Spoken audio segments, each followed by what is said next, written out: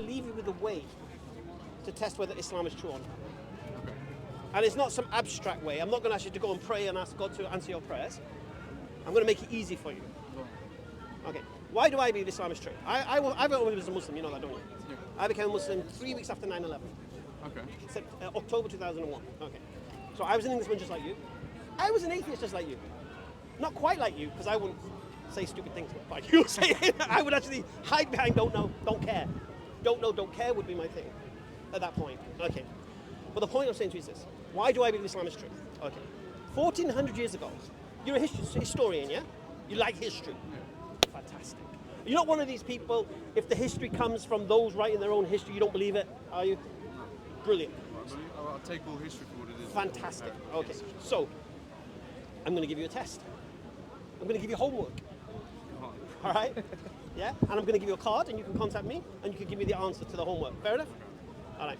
Do you believe, according to what you've understood in history, that a man called Muhammad, peace and blessings upon him, existed in 6th century Arabia? Yeah, definitely. That's a Well, fact. well, I believe that he. Yeah, undisputed. Yeah. Alhamdulillah. Do you also believe that this man, called Muhammad, peace and blessings upon him, made a claim in the same period that an angel came and spoke to him in the cave of Hira in Makkah? I don't know the full history of it, but I do believe he made a claim. Made a claim. Historical fact. Made a claim. Okay. What could... Now I'm going to take my Muslim hat off now. Yeah. And some Muslims are like, what? What are you saying, Hamza? All right. What could explain the claim? Power. From your atheist perspective, Yeah. you've got two explanations. Christians have got one explanation, and then obviously Muslims, we have the final explanation. Okay. So give me two explanations from an atheistic viewpoint could explain this phenomena of him believing an angel spoke to him in a cave. Seeking power. No. And the means to exert all right, it. you've gone a bit too far. Okay. I'll make it easy for you. Yeah. He could have lied. There was no angel, because atheist perspective, angels don't exist. So if you've got a man claiming an angel spoke to him, and you're an atheist, well, angels don't exist. So if he thinks angels have spoken to him, the first thing you're going to say, he's crazy. First thing you're going to say, he's schizo. I don't think he's crazy. No, I think no. people have used The man. power. I don't think he's crazy either, and but pursue power in ways like. what do we say about absolute truth? Everyone can have their own beliefs. Yeah. Only one can be true, agreed? If everyone has beliefs, it doesn't mean necessarily that one of them is true. One of them has to be true. Unless you can give me another one. If everybody believes false things, doesn't mean one of them has to be true. What I say to you right now, one of them has to be true. And your homework is to determine which one is true. No. And then, I'm going to refute you. Right? So, either, I'm going to make it easy for you, right? So, atheist perspective, angels don't exist. This guy's talking to angels. He's crazy, man. He's hearing voices. He must be suffering some kind of psychosis. First explanation, because angels don't exist. I didn't say that. No, you don't have to say that. It's just an option. Some people do say that. Okay. Second option, angels don't exist, so he's lying. If he's saying an angel spoke to him, angels don't exist. Therefore, he's lying. So he must be, for some reason, pretending an angel spoke to him. Like you said, power, money, wealth, whatever it is. Yeah? The Christian claim, which is the most pathetic claim, is it wasn't an angel. It was a demon. Yeah? It was a demon that tricked him, that convinced him he was speaking to an angel, but in fact it was really the devil. And what he thought he was receiving from God, he was receiving from the devil. Christians don't realize they're saying this man now is a good man, an honest man, a man of integrity. They don't like to admit that. Because if you're being tricked and deceived, you're a victim. Yeah. Yeah? So this could be an explanation from a Christian perspective. Okay. Any more? Keep going. Or he's telling the truth? Yeah. So either he's crazy, thinking angels speaking to him, either he's lying, claiming angels spoke to him, either he's deceived into thinking angels talking to him, or an angel talked to him. You just have to tell me which one it is. Because one of them has to be true. I think you could both be crazy and lying. You can't be crazy and lying because crazy people think they're telling the truth. So telling.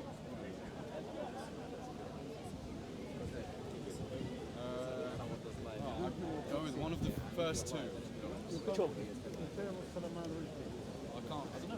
One of the first things. I'm not going to give an answer because Can't be crazy and lying. Which one? could be either crazy or lying. Crazy. Okay. Or lying.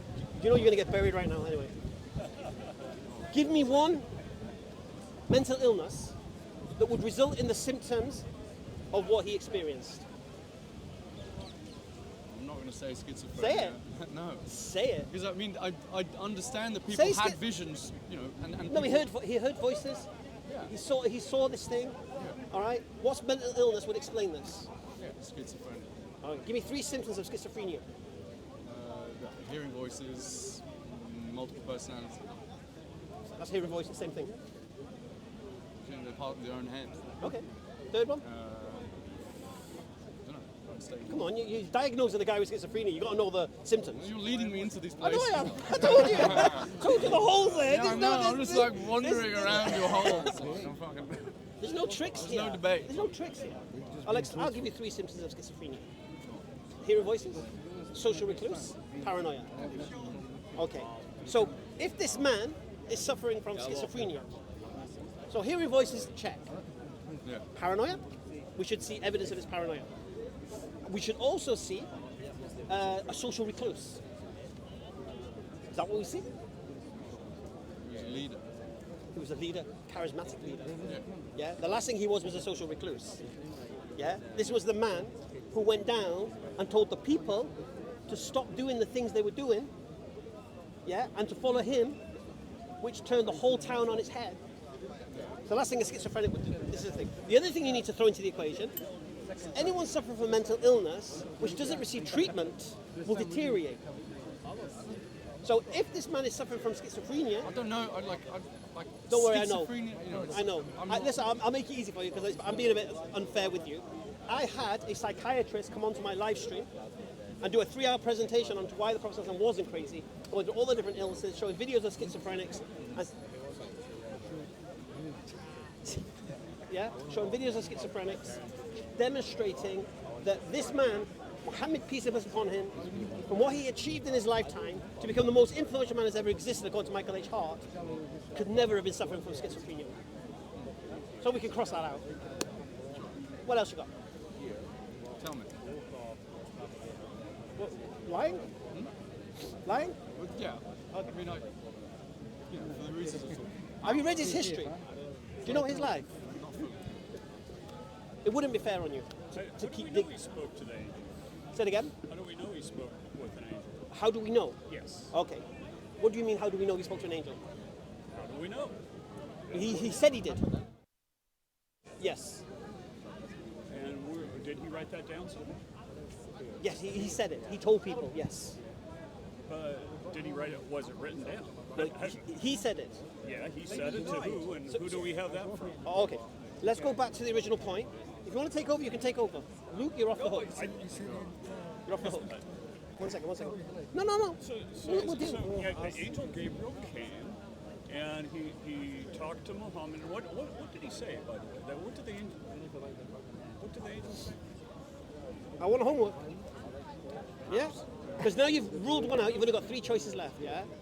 Yeah? An open mind though, Luke. Use this. Alright? It's not. You haven't given me an open mind. You put me into a series of categories. Shall I make where it I've worse? had to make- Let me make it worse. Let me make it worse. It's a very, very much like a kind of, you know, Can I make it worse for you? system of Can I make it worse for you? brainwash. Can I make it worse for you? Brain cleansing me. I'm cleaning the crap out. Okay. That's Let me make it that's a worse nice for you. synonym. Yeah, let me make it worse for you. Can I make it worse for you? Do you believe if God exists, he will be the source of objective morality and supreme guidance? If God It's exists. a thought experiment. Thought experiment. If God exists, you don't believe that. Why not? The amount of bad in the world that What? is his fault. The amount of bad in the world that he is. No. I'm not interested in that. I'm talking about Why is he doing this to the Palestinians? you've got free will, like we talked about. Anyway, would he be the source? Okay, let me rephrase the question. Would he know what's best for you? The idea of God as all-knowing, Would omniscient person. if God exists, if God, forget all the religious side of it.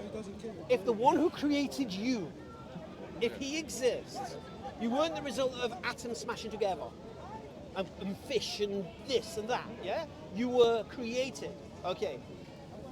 If that creator exists, would he know you better than you? Yes, yeah. Of course he would. So would he be the best source of guidance for someone you?